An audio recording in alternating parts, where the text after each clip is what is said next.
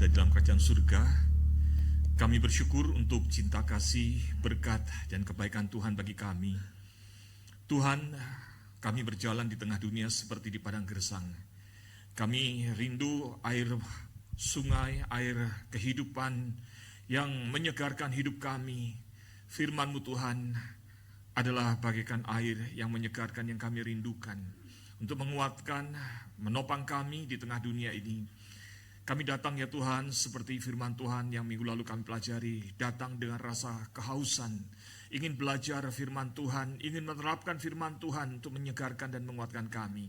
Oleh sebab itu Allah Roh Kudus, terangilah hati dan pikiran kami supaya saat kami merenungkan firman Tuhan, kami boleh memahami kebenaran firman-Mu. Dan kami Tuhan boleh melakukan firman-Mu.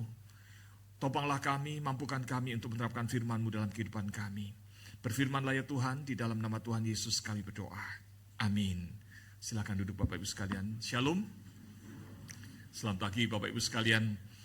Nah, kita bersyukur hari ini kita masuk di minggu pertama di bulan Maret, saudara sekalian. Dan tema kita hari ini sebagai rangkaian dari firman Tuhan dari Injil Matius, khususnya di 8 kali ya, kita akan membahas tentang rahasia bahagia ya. Hari ini kita sampai kepada Matius 5 ayat yang ke-7 saudara sekalian ya. Matius 5 ayat yang ke-7, mari kita baca bersama-sama firman Tuhan hari ini ya. Satu ayat saja.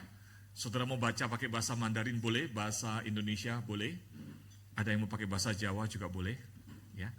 Ya, kita baca bersama-sama. 1, 2, 3. Berbahagialah orang yang berbelas kasihan, karena mereka akan beroleh belas kasihan. Amin. Kita hafal ya bersama-sama ya, karena cuma satu kalimat. Baca dahulu baik-baik ya. Berbahagialah orang yang berbelas kasihan ya, karena mereka akan memperoleh belas kasihan. Kalau bahasa terjemahan TB sebelumnya, terjemahan baru yang sebelumnya dikatakan murah hati, tapi dalam terjemahan TB2 adalah berbelas kasihan. Yuk kita baca bersama-sama dengan menghafal ya. 1, 2, 3. Berbahagialah orang yang berbelas kasihan, karena mereka akan beroleh belas kasihan. Amin. Saudara, kata belas kasihan ini menarik. Di dalam bahasa aslinya digunakan kata eleimun, atau kalau di dalam kalimat ini eleimones ya. Eleimones atau eleimun itu sebetulnya adalah artinya belas kasihan, kemurahan hati. Dapat juga diartikan yaitu sikap yang konsisten dengan kebenaran Tuhan, dengan kasih Tuhan. Nah, tapi yang menarik adalah di dalam uraian ini, saudara sekalian, penjelasan lebih lengkap berkata begini, bahwa berbelas kasihan yang dimaksud di sini, ya, adalah suatu belas kasihan yang aktif. Jadi bukan yang pasif, saudara ya. Belas kasihan yang aktif, yang mendorong seseorang untuk meringankan penderitaan orang lain. Ini bukan sekedar perasaan terharu. Ini adalah kasih yang bergerak, yang mencerminkan karakter Allah sendiri. Kitab suci menggambarkan belas kasihan sebagai sekaligus sifat ilahi dan kualitas yang dikerjakan oleh Roh Kudus dalam kehidupan orang percaya. Saudara, saya suka dengan kata bahwa ini bukan sekedar perasaan terharu. Seringkali kita itu kalau ketemu orang yang lagi susah, kita ngomongnya apa? Kasihan ya. Betul ya? Waktu kemarin ada bencana di Sumatera, banjir, kita ngomongnya apa? Aduh, kasihan orang kebanjiran. Kalau saudara bilang kasihan, saudara bergerak nggak? Halo? Itu sama aja saudara lagi bilang, kasihan deh. Begitu kan? Saudara, kalimat kata kasihan bukanlah yang dimaksud di dalam ayat ini. Bahkan bukan hanya perkataan, juga tindakan. Ini adalah suatu kasih yang aktif, yang melihat kesulitan orang, lalu ingin melakukan tindakan menolong. Tapi yang menarik saudara sekalian, saya ingin mengajak kita melihat kepada bagian bawah dari definisi ini. Dikatakan bahwa eleimun ini atau belas kasihan ini adalah mencerminkan karakter Allah sendiri. Saudara, ini menarik sekali. Allah itu adalah Allah yang dikatakan maha kasih. Di dalam bahasa Ibraninya menggunakan kata chesed. Chesed itu artinya apa? Kasih setia yang tidak pernah berkesudahan. Kasih setia yang dari dulu, sekarang, sampai selama-lamanya. Itulah Allah. Dan Allah yang dengan kasih setianya yang besar itu, kasih setianya bukan untuk dirinya sendiri, tapi kasih setianya itu dinyatakan untuk melihat pihak-pihak yang membutuhkan kasih setianya, bahkan termasuk orang yang telah berdosa dan menyakiti hatinya. Maka Allah Bapa itu mengutus anaknya yang tunggal untuk menyelamatkan saudara dan saya. Di dalam Roma dikatakan Kristus Yesus mati di kayu salib. Bahkan ketika kita masih sedang berdosa. Betul nggak? Waktu Tuhan Yesus mau disalibkan, Tuhan Yesus bilang gini nggak? Lu pada ya, bertobat dulu ya. Kalau udah bertobat baru saya nanti naik ke kayu salib, baru mati di kayu salib berkorban untuk engkau. Begitu nggak? Enggak. Tanpa syarat. Kasih yang memahami kebutuhan, kasih yang mau mengampuni, bahkan kasih yang bertindak sampai di kayu salib. Saudara, karakter Allah yang penuh dengan kasih setia atau elemones ini, atau dalam bahasa Ibraninya adalah chesed ini, adalah satu hal yang ternyata dikatakan bukan hanya untuk dirinya. Tapi kasih setia ini menjadi karakter Allah atau sifat Allah yang diteruskan kepada saudara dan saya orang yang percaya. Maka dikatakan Roh Kudus mengerjakannya di dalam diri saudara dan saya. Saudara, kalau kita belajar di dalam systematic theology, ketika kita bicara sifat Allah, maka saudara, sifat Allah itu dapat dibagi dua, yaitu sifat-sifat yang incommunicable, sifat-sifat yang tidak dikomunikasikan, dan sifat-sifat yang communicable, yang dikomunikasikan. Maksudnya apa sih? Yang incommunicable itu adalah gini, saudara. Sifat-sifat Allah yang ada di dalam diri Allah secara eksklusif dan tidak menjadi sifat manusia. Manusia walaupun diciptakan menurut gambar dan rupa Allah, tapi ada sifat-sifat Allah yang tidak dimiliki oleh manusia dan hanya eksklusif milik Allah. Contohnya adalah Allah Maha Hadir. Betul ya? Manusia maha hadir nggak? Kalau sudah maha hadir, enak saudara. Hari ini datang di gereja, di satu sisi saudara lagi nonton bola. Gitu ya? Lagi jalan-jalan sepedaan. Enggak lah ya, orang Kristen harusnya senang datang ke gereja hari Minggu. Betul ya? Saudara, kita tidak maha hadir, tapi Allah maha hadir. Amin. Allah tidak dibatasi waktu, tidak dibatasi ruang. Tapi ketika bicara tentang kasih setia atau belas kasihan, maka dikatakan belas kasihan ini adalah natur Allah, karakter Allah, sifat Allah yang juga kemudian diberikan oleh Allah untuk manusia. Boleh memilikinya, namun karena dosa, manusia yang berdosa tidak bisa memiliki belas kasihan yang sempurna itu. Makanya manusia bisa kejam, sikut temannya, bunuh saudara sendiri, bahkan ada anak bunuh orang tua ya, kemarin kita baca kita lihat di berita, rasanya mengerikan. Saudara sekalian, tetapi dikatakan bagi orang percaya harusnya bisa memiliki karakter Allah yang disebut dengan elemones ini. Makanya dikatakan berbahagialah orang yang berbelas kasihan. Artinya apa? Berbelas kasihan itu dimungkinkan. Saudara, itulah sebabnya saya suka dengan yang dikatakan di dalam Barnes Nutt, dikatakan begini. Tidak ada hal lain yang dapat kita lakukan di dalam meniru Tuhan lebih daripada menunjukkan belas kasihan. Tidak ada yang lebih disenangi Allah selain menyatakan belas kasihan. Saudara, ketika kita melakukan belas kasihan, sebetulnya kita sedang apa? Kita sedang menghidupkan karakter yang sempat rusak dalam diri kita itu, yang direnovasi di dalam Roh Kudus untuk kemudian kita miliki. Bukankah ini adalah hal yang indah? Amin. Saudara, itulah hal yang indah di dalam bahagia yang kelima ini. Kalau bahagia 1, 2, 3, 4 bicara tentang bagaimana sikap kita terhadap Allah, maka ini bicara tentang karakter yang harusnya sudah dapat kita miliki sebagai warga kerajaan surga selama kita hidup di dunia yang penuh kebencian, dendam, perang, dan sebagainya. Nah, saudara, hal ini mengantar kita kepada poin pertama kita. Mari kita baca bersama-sama. 1, 2, 3. Belas kasihan bukan sekedar perasaan atau tindakan baik, tetapi wujud perubahan karakter kita menjadi serupa Kristus. Amin. Saudara, kita itu kadang punya idola, betul ya? Waktu masih muda kita punya idola. Saya nggak tahu kalau yang tua-tua seperti saya gini punya idola nggak, gitu ya. Tapi kalau waktu remaja dulu kita punya idola. Ibu-ibu yang usianya seperti saya dulu mungkin idolanya Lady Di. Maka begitu Lady Di, Ratu Inggris ya, istrinya Pangeran Charles ya, wah terkenal di seluruh dunia, udah cantik, lalu kemudian rambutnya, yang paling khas rambutnya kan Lady Di. Lalu semua tiba-tiba ibu-ibu di Indonesia jadi Lady Di. Betul ya? Lalu kemana-mana jadi Lady Di. Termasuk ketika ke pasar rambutnya tetap Lady Di. Lalu nawar tukang sayur pakai marah-marah, kemahalan dan sebagainya. Lady Di nggak gitu saudara. Betul ya? Tahun kemarin saya lihat, saya bingung, tiba-tiba banyak pria-pria yang rambutnya kriwil di atas. Rupanya tahun kemarin ngetren, idolanya adalah artis Korea, betul ya? Lalu kemana-mana kalau mau ikut tren rambutnya ikut seperti artis Korea. Saya mau begitu saudara, tapi modal saya nggak ada.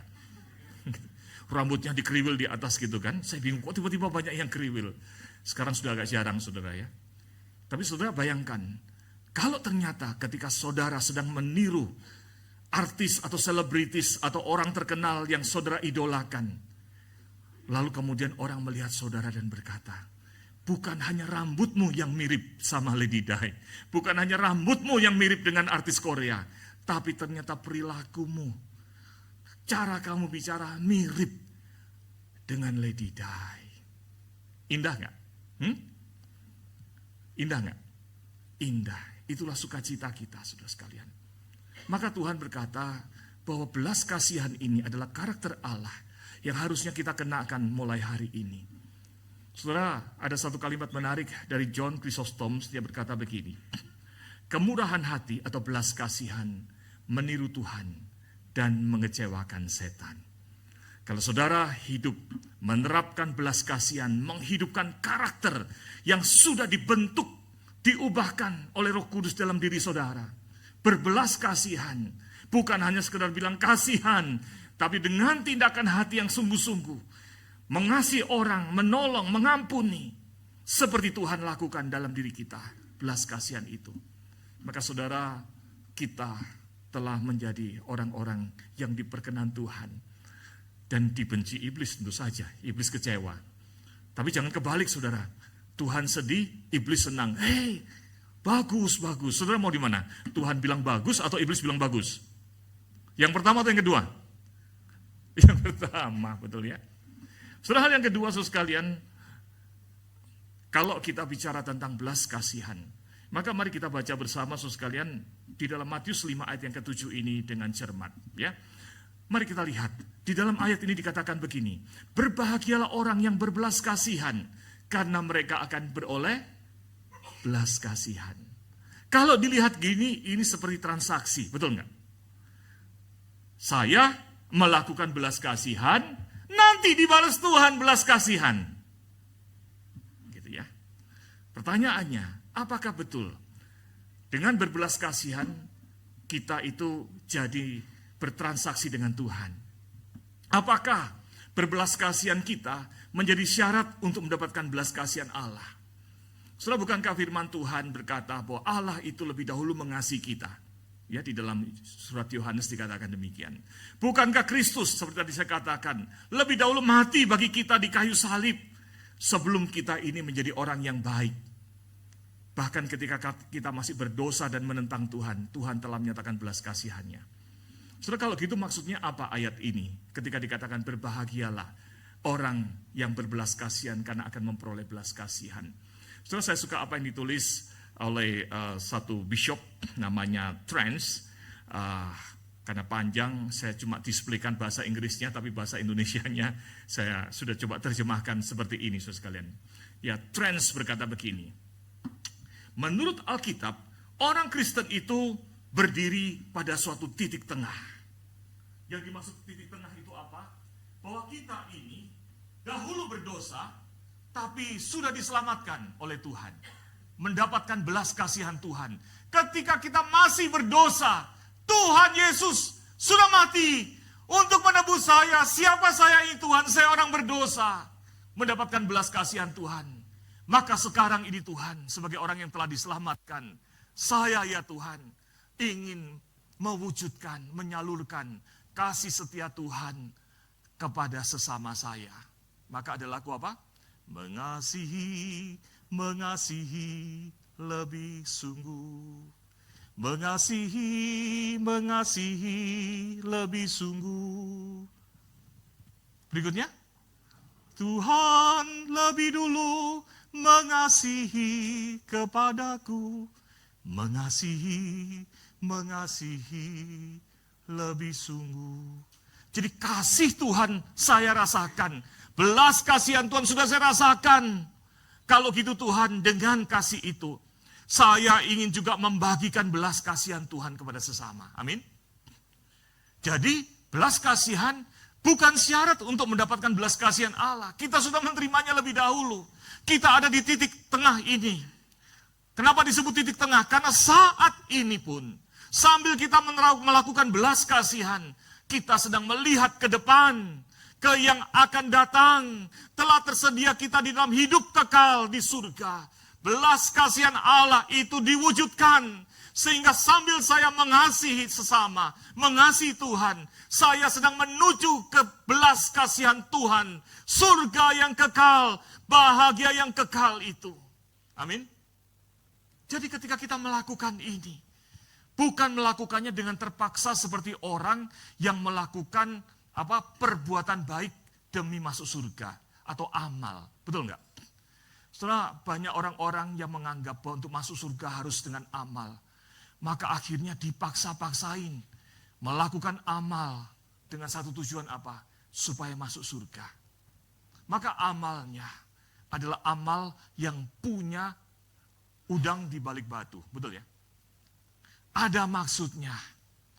Ada maksudnya supaya apa? Supaya saya masuk surga. Buat orang Kristen. Apa yang kita lakukan dalam belas kasihan kita kepada sesama. Bukan demi masuk surga. Tapi adalah sukacita karena telah mendapatkan belas kasihan Tuhan. Dan bahagia karena sebentar lagi pada waktunya saya akan masuk ke dalam belas kasihan yang kekal, yang bahagia itu. Amin. Itulah sebabnya dikatakan berbahagialah orang yang berbelas kasihan. Karena itu mengkonfirmasikan bahwa betul engkau telah menerima belas kasihan. Karena itu mengkonfirmasikan bahwa hidupmu penuh dengan sukacita dengan belas kasihan Tuhan. Dan kemudian dengan itu engkau bersukacita menyongsong penggenapan belas kasihan di dalam surga yang kekal. Amin. Jadi saudara sekalian, ketika firman Tuhan mengatakan berbelas kasihanlah. Jangan terima perintah ini menjadi satu beban. Ya, orang Kristen harus baik-baik, harus baik hati, harus belajar ngampuni. Saudara, bukan itu yang Tuhan maksud. Yang Tuhan inginkan adalah, mari kita baca bersama-sama, 1, 2, 3. Belas kasihan kita adalah wujud kebahagiaan kita sebagai orang yang telah menerima belas kasihan Tuhan dan sedang menantikan kebahagiaan kekal di surga. Amin. Mulai hari ini sekalian, ketika kita diingatkan untuk berbelas kasihan, maka jangan lihat itu sebagai tugas dan beban. Kalau saudara melihat itu sebagai tugas dan beban, atau melakukan belas kasihan supaya masuk surga, berarti saudara bukan di tengah-tengah. Betul ya? Kalau kata Trends tadi, berarti saudara bukan di tengah-tengah. Saudara di titik awal untuk bernegosiasi dengan Allah, untuk bisa masuk surga, bertransaksi dengan amal, dengan kebaikan. Kalau itu yang terjadi, itu bukan iman Kristen. Karena iman Kristen tidak mengenal bahwa kita berbuat baik demi masuk surga. Kita telah mengalami belas kasihan Tuhan. Saya bersukacita karena itu. Saya salurkan belas kasihan Tuhan sambil menantikan belas kasihan yang bahagia kekal di surga. Saudara, di dalam Ellicott Commentary dikatakan begini. Orang yang berbelas kasihan kepada sesamanya, pada kenyataannya sedang menempatkan dirinya sebagai penerima belas kasihan Allah. Tidak ada dorongan untuk berbelas kasihan yang lebih kuat daripada kesadaran bahwa kita sendiri pernah membutuhkannya dan telah menerimanya. Dulu waktu kita berdosa, kita membutuhkan belas kasihan Allah. Dan kita telah menerimanya. Dan itu tercermin dari belas kasihan yang kita lakukan. Saudara, pertanyaannya adalah, adakah belas kasihan itu dalam diri saudara? Apa yang kita lakukan dalam hidup kita? Saya pernah, saudara, pada waktu zaman banjir Jakarta yang besar, bukan yang terakhir ini. Suatu hari, karena dulu saya melayani di IPK, saudara. Nah, sebagai pemimpin di kantor pusat ada Pak Hari, ya dulu di sana. Kalau sudah banjir, saudara sekalian, itu kita heboh. Biasanya saya akan mencoba untuk mendekati tempat banjir kalau sekolah-sekolah IPK ada yang banjir, karena di situ perlu dievakuasi. Suatu hari saya pergi ke daerah Pluit. Pluit banjir besar sekali, masa tahun berapa itu Pak Hari, saya lupa. Yang dikepung besar sampai di Emporium pun banjir gitu ya. Lalu sehingga cara masuk mendekati ke sekolah IPK Puri adalah melalui PIK. PIK bukan ya waktu itu ya. Kurang lebih begitu, saya lupa. Ya. Sampai di situ saudara sekalian, lalu kemudian di tengah banjir, pas ada tempat yang agak tinggi gitu, sambil menunggu bantuan dari sekolah IPK waktu itu datang untuk mengevakuasi murid dan guru-guru yang ada di sana, yang sudah semalaman menginap. Sambil duduk di sana, saya bertemu dengan jemaat Pluit. Hei Musa, apa kabar? Senang saudara, jadi kita sambil banjir-banjir, sambil makan snack gitu ya. Jadi nggak nolong orang yang kebanjiran karena nunggu bantuan, truknya lewat. Tapi baru kita asik-asik ngobrol, saudara. Tiba-tiba ada rombongan di antara air yang banjir itu, saudara. Truk-truk rombongan, saudara, ada sekitar 10. Truknya tinggi, keren. Bantuan semua isinya. Lalu ada benderanya. Benderanya itu adalah bendera satu agama yang begitu terkenal di daerah PIK. Saya nggak perlu nyebut namanya. Sudah tahu bahwa itu adalah Seci? Ngomong jadinya.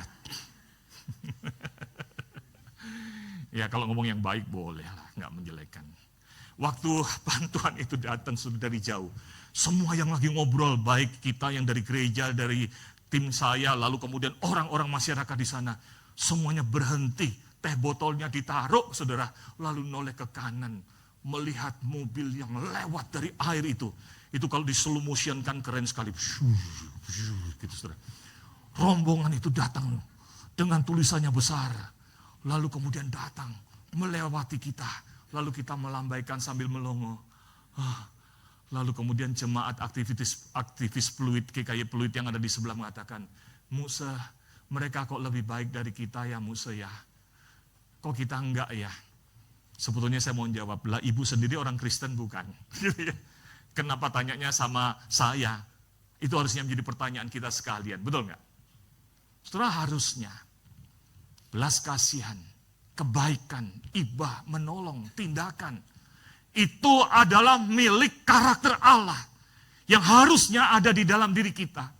Yang kita lakukan bukan karena bersaing dengan agama lain, yang bukan kita lakukan karena iri dengan apa yang dilakukan oleh orang lain. Seringkali saudara sekalian gereja menjadi sumber sumber lemparan batu, saudara ya, oleh jemaatnya sendiri. Tuh lihat agama lain lebih baik, gereja nggak buat apa-apa. Betul nggak? Pernah nggak mendengar gitu? Ya itu tadi paling enggak yang saya dengar pada waktu itu. Tapi saudara sekalian, yang terjadi adalah yang harusnya kita lihat adalah Tuhan, ini bukan soal bersaing dengan agama lain. Ini bukan sekedar cuma rasa perasaan, tapi ini harusnya adalah responku atas belas kasihan yang aku terima dari Tuhan yang telah menyelamatkan aku. Tuhan, gerakkanlah aku. Hidupkan dalam diriku karaktermu ini. Aku mau bertindak atau aku mau mengasihi Tuhan dengan sukacita. Aku mau mengasihi sesama dengan sukacita. Menyalurkan belas kasihan Tuhan itu. Amin. Bukan karena mau masuk surga. Karena surga adalah bagian setiap orang percaya kepada Tuhan Yesus. Amin. Saudara, bagian yang ketiga, saudara sekalian, dari renungan hari ini. Saya kembali menyukai definisi yang tertulis tentang eleimones ini. Saudara, eleimones ini berkata begini, bahwa belas kasihan itu adalah suatu sikap belas kasihan yang aktif, yang mendorong seseorang untuk meringankan penderitaan orang lain. Ini bukan sekedar perasaan terharu, tapi kasih yang bergerak, kasih yang konkret. Kira-kira hari ini ada nggak kasih yang konkret yang sudah tunjukkan? Belas kasihan yang konkret yang sudah tunjukkan di dalam hidup saudara sebagai cerminan bahwa saudara telah mengalami belas kasihan Tuhan. Nggak usah nunggu banjir, saudara, untuk menunjukkannya. Betul nggak? Nggak usah menunggu ada kejadian ajaib, bencana alam, nah barulah kita melakukannya. Tapi kalau itu adalah karakter, harusnya muncul dalam keseharian kita. Amin. Maka saudara, poin terakhir ini penting untuk kita pikirkan. Ayo dengan sukacita dan tulus, wujudkan belas kasihan Kristus ini melalui apa? Pertama, memberitakan Injil. Kalau sudah tahu, diri kita sudah menerima belas kasihan Tuhan, diampuni, bagi kita tersedia surga yang mulia. Lalu saudara melihat, papa, mama belum Kristen, belum kenal Kristus. Anak belum kenal Kristus, saudara belum kenal Kristus, tetangga belum kenal Kristus, istri atau suami belum kenal Kristus. Dan saudara diam saja, dan kita diam saja. Pertanyaannya, apa arti cinta itu? Omong kosong. Saudara mengatakan pada pacar saudara, I love you. Kepada suami saudara, I love you. Kepada istri kita, I love you. Kepada papa mama, I love you. Kepada anak-anak kita, I love you. Saya katakan omong kosong dengan I love you-nya. Betul nggak? Apa artinya cinta? Kalau kita tidak berbelas kasihan terhadap keadaan dosa yang dialami oleh mereka. Karena upah dosa adalah maut. Omong kosong dengan cinta saudara. Kemarin lagi Imlekan datang ke papa mama, mama, papa, Kyung-hee. Kita cinta sama papa mama. Papa mama lalu bilang, ya anakku, Tuhan berkati. Apa? Bukan Tuhan berkati, kalau orang nggak kenal Kristus, ngomongnya apa? Kungsi facai, gitu kan? Facai itu artinya, ya kayak capcai lah gitu. Ya, makmur.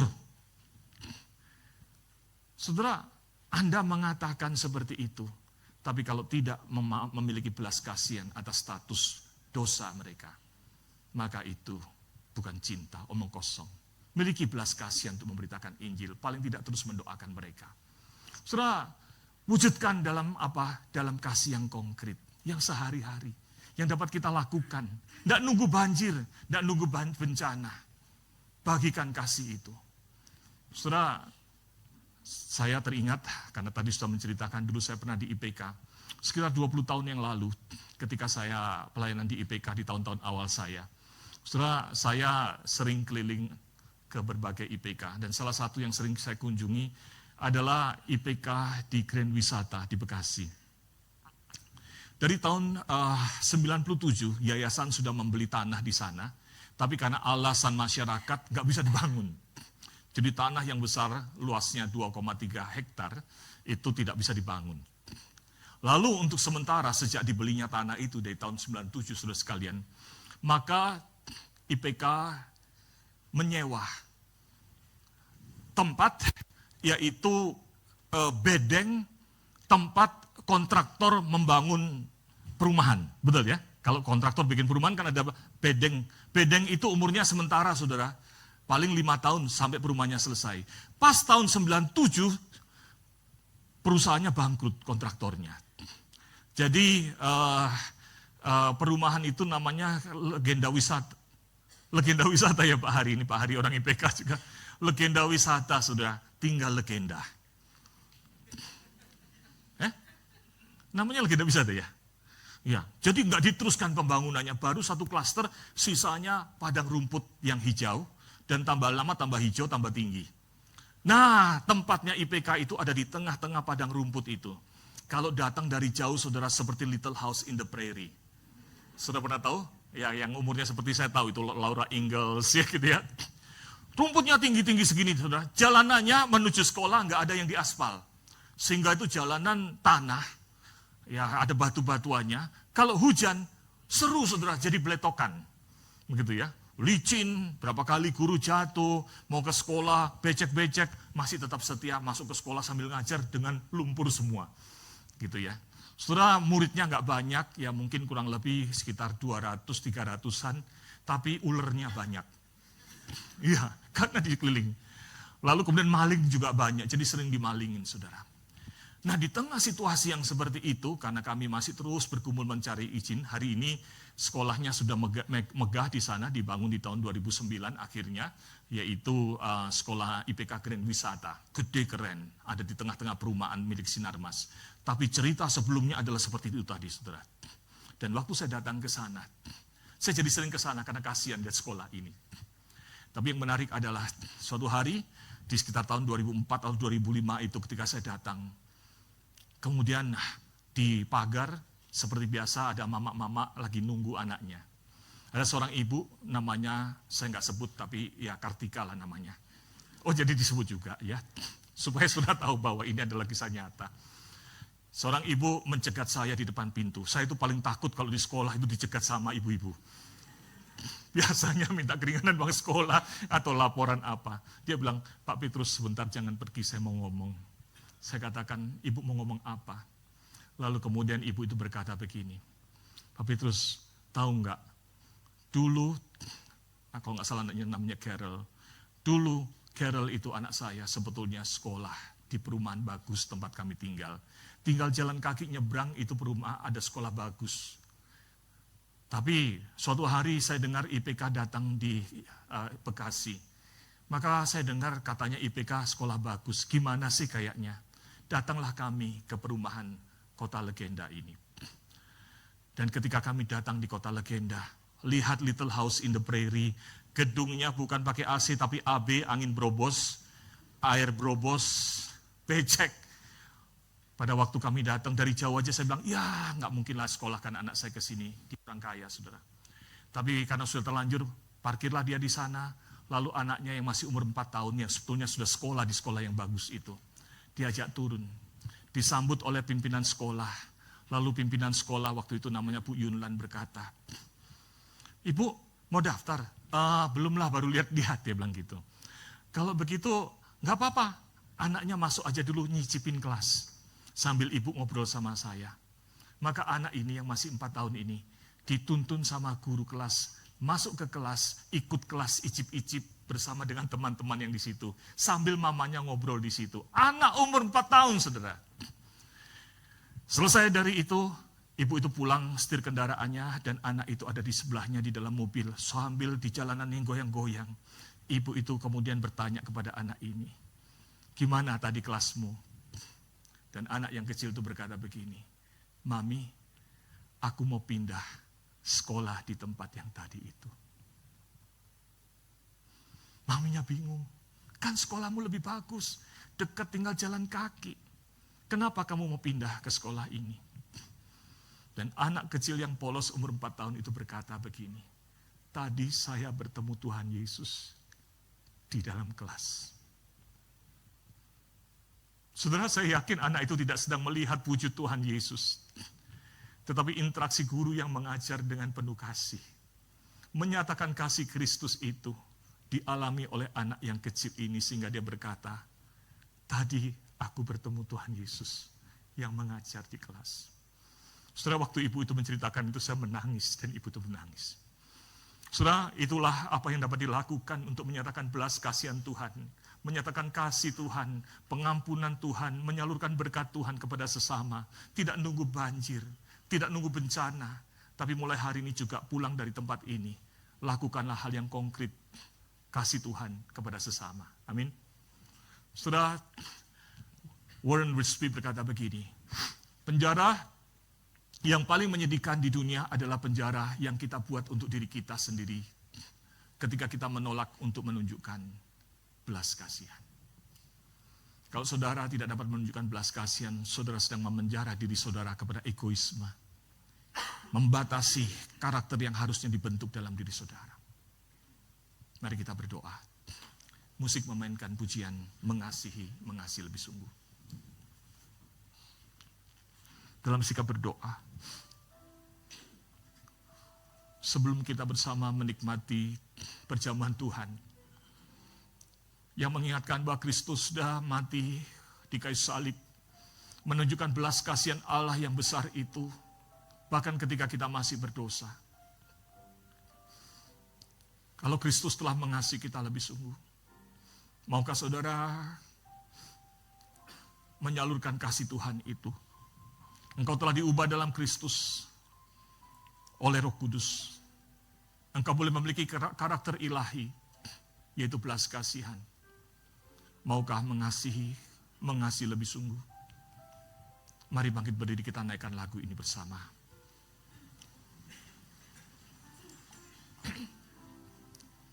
Mengasihi lebih sungguh. Mengasihi lebih sungguh. Tuhan lebih dulu mengasihi. Tuhan lebih dulu mengasihi kepadaku. Mengasihi lebih sungguh. Seberapa dalam kasih Kristus yang engkau pahami, engkau rasakan, yang telah menebus engkau yang berdosa. Bagi kita disediakan hidup yang kekal. Bukan hanya pengampunan dosa, tapi hidup kekal di surga. Tiada kasih yang lebih besar dari kasih yang Tuhan lakukan. Belas kasihan Tuhan yang besar itu. Dan Tuhan Allah Roh Kudus mengubahkan hidup kita yang berdosa. Boleh memiliki karakter ilahi, belas kasihan itu. Seberapa besar belas kasihan Allah mempengaruhi karakter belas kasihan saudara di dalam hidup sehari-hari. Bapa kami yang ada dalam kerajaan surga, ajarkan kami untuk menghidupkan sungguh-sungguh karakter ilahi, belas kasihan itu di dalam diri kami, supaya dengan sukacita kami menyalurkan kasih Kristus bagi sesama, baik itu berita Injil, baik itu berkat rohani, berkat emosional, menguatkan, menghibur orang, termasuk belajar mengampuni, memaafkan, seperti Tuhan telah mengampuni dan memaafkan kami. Tuhan, teguhkanlah iman kami, supaya hidup kami di tengah dunia ini menjadi hidup yang berbuah melalui belas kasihan ini, bukan karena kami terpaksa, bukan karena kami ingin masuk surga, tapi karena kami orang yang berbahagia, telah mendapatkan belas kasihan. Kami orang yang berbahagia, karena kami sedang menyongsong belas kasihan Tuhan yang abadi, bahagia yang abadi di surga yang kekal. Dengarkanlah doa kami ya Tuhan, di dalam nama Tuhan Yesus kami berdoa. Amin. Silakan duduk saudara sekalian.